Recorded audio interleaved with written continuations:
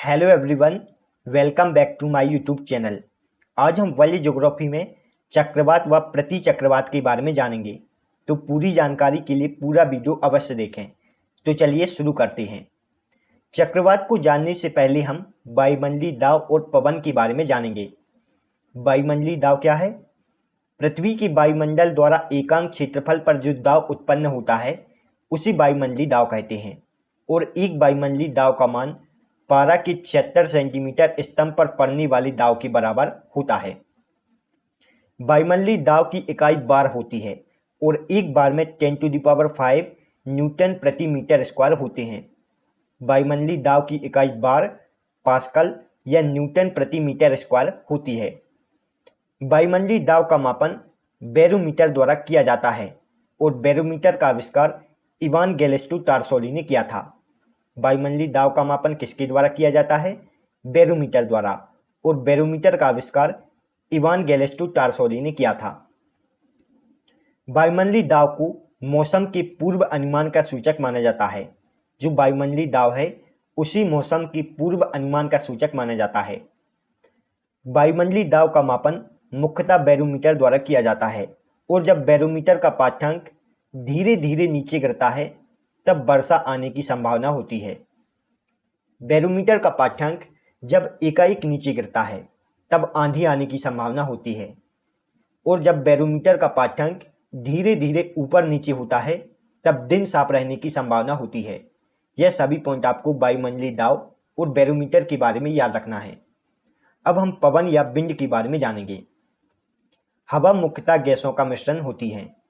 पृथ्वी के धरातल पर वायुदाब में क्षैतिज विषमताओं के कारण हवा उच्च वायुदाब से निम्न वायुदाब की ओर गति करती है। हवा हमेशा उच्च वायुदाब से निम्न वायुदाब की ओर गति करती है। क्षैतिज रूप में इस गतिशील हवा को पवन या विंड कहते हैं और ऊर्ध्वाधर दिशा में गतिशील हवा को वायुधारा या एयर करंट कहते हैं। हवा उच्च वायुदाब से निम्न वायुदाब की ओर गति करती है।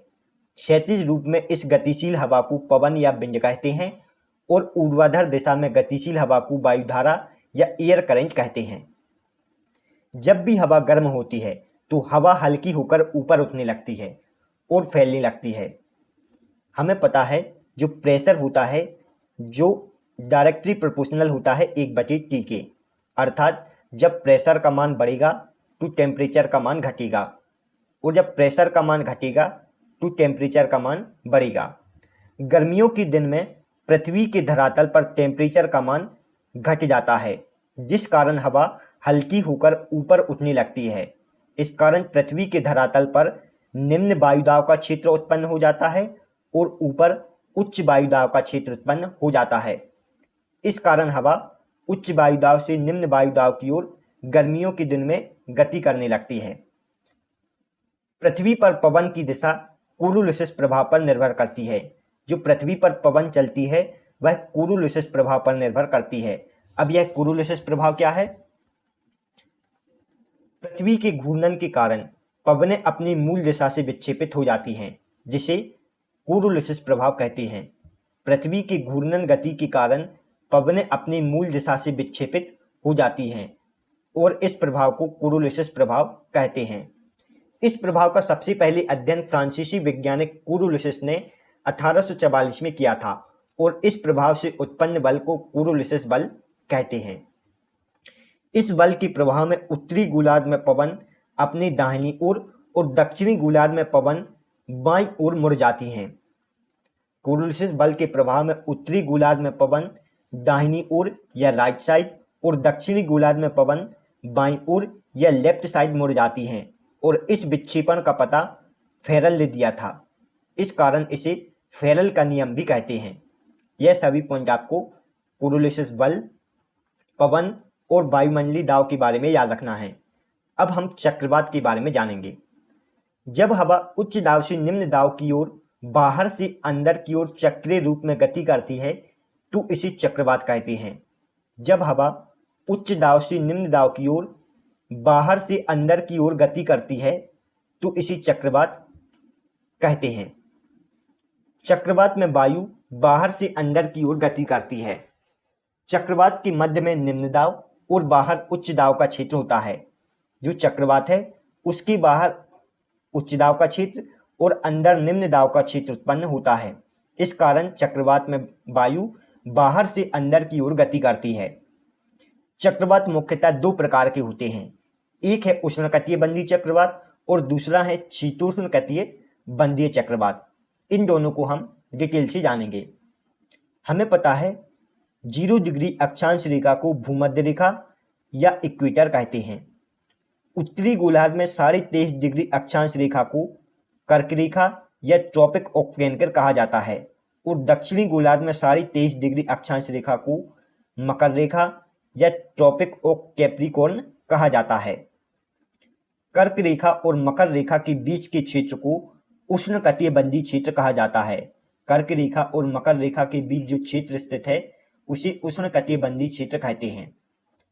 कर्क रेखा और मकर रेखा के बीच आने वाले चक्रवात को उष्णकटिबंधीय चक्रवात कहते हैं, जबकि उत्तरी और दक्षिणी गोलार्ध में 23.5 डिग्री से 66.5 डिग्री के बीच आने वाले चक्रवात को शीतोष्णकटिबंधीय चक्रवात कहते हैं। शीतोष्णकटिबंधीय क्षेत्र में आने वाले चक्रवात को क्या कहते हैं? शीतोष्णकटिबंधीय चक्रवात। यह है चक्रवात के दो प्रकार। अब हम चक्रवात की दिशा के बारे में जानेंगे। उत्तरी गोलार्ध में चक्रवात की दिशा एंटी क्लॉकवाइज होती है। उत्तरी गोलार्ध में चक्रवात की दिशा कैसी होती है? Anti clockwise. जबकि दक्षिणी गोलार्ध में चक्रवात की दिशा क्लॉकवाइज होती है, अर्थात घड़ी की दिशा के समान होती है, जिसे आप चित्र में देख सकते हैं। अब हम विश्व के प्रमुख चक्रवात के नाम जानेंगे। भारत के आसपास समुद्री क्षेत्र में आने वाली चक्रवात को चक्रवात कहा जाता है। ऑस्ट्रेलिया में आने वाले चक्रवात को बिलबिली कहा जाता है। चीन, जापान और फिलीपींस में आने वाले चक्रवात को टाइफून कहा जाता है। कैरिबियन सागर में आने वाली चक्रवात को टोर्नेडो कहा जाता है और टोर्नेडो जब मैदानी भाग में प्रवेश करता है तो इसे टोर्नेडो एली कहते हैं। मैक्सिको, फ्लोरिडा और वेस्ट इंडीज में आने वाली चक्रवात को हरिकेन कहा जाता है। यह है विश्व के प्रमुख चक्रवात के नाम। अब हम प्रति चक्रवात के बारे में जानेंगे। जब हवा उच्च दाब से निम्न दाब की ओर अंदर से बाहर की ओर चक्रीय रूप में गति करती है तो इसे प्रति चक्रवात या एंटी साइक्लोन कहते हैं। जब हवा अंदर से बाहर की ओर उच्च दाब से निम्न दाब की ओर गति करती है तो इसे प्रति चक्रवात या एंटी साइक्लोन कहते हैं। प्रति चक्रवात में वायु अंदर से बाहर की ओर गति करती है और प्रति चक्रवात के मध्य में उच्च दाब और बाहर निम्न दाब का क्षेत्र होता है। उत्तरी गोलार्ध में प्रति चक्रवात की दिशा क्लॉकवाइज होती है और दक्षिणी गोलार्ध में प्रति चक्रवात की दिशा एंटी क्लॉकवाइज होती है। जो उत्तरी गोलार्ध है वहां प्रति चक्रवात की दिशा क्लॉकवाइज होती है और दक्षिणी गोलार्ध में प्रति चक्रवात की दिशा एंटी क्लॉकवाइज होती है। प्रति चक्रवात में मौसम साफ रहता है, जबकि चक्रवात में तेज वर्षा होती है। प्रति चक्रवात के समय मौसम साफ रहता है और चक्रवात के समय तेज वर्षा होती है। अब हम प्रति चक्रवात और चक्रवात से संबंधित कुछ महत्वपूर्ण तथ्यों को जानेंगे। चक्रवात की शक्ति का मापन टी स्केल पर किया जाता है। चक्रवात या साइक्लोन की शक्ति का मापन किस स्केल पर किया जाता है? टी स्केल पर। चक्रवात के दौरान होने वाली वर्षा को फ्रंटल वर्षा कहते हैं। चक्रवात के दौरान होने वाली वर्षा को क्या कहते हैं? फ्रंटल वर्षा।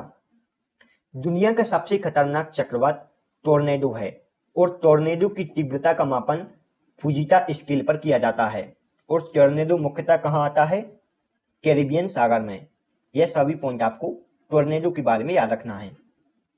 पृथ्वी पर सबसे ज्यादा चक्रवात उत्तरी पश्चिमी प्रशांत महासागर में जन्म लेते हैं। पृथ्वी पर सबसे ज्यादा चक्रवात कहाँ आते हैं? उत्तरी पश्चिमी प्रशांत महासागर में। उष्णकटिबंधीय क्षेत्रों में दक्षिणी अटलांटिक सागर और दक्षिणी पूर्वी प्रशांत क्षेत्रों में चक्रवात उत्पन्न नहीं होते हैं। दक्षिणी अटलांटिक सागर और दक्षिणी पूर्वी प्रशांत क्षेत्रों में चक्रवात उत्पन्न नहीं होते हैं क्योंकि यहाँ ज्यादा तापमान नहीं बढ़ता है। इन क्षेत्रों में कम तापमान होता है, इस कारण यहाँ चक्रवात उत्पन्न नहीं होते हैं। Thanks for watching.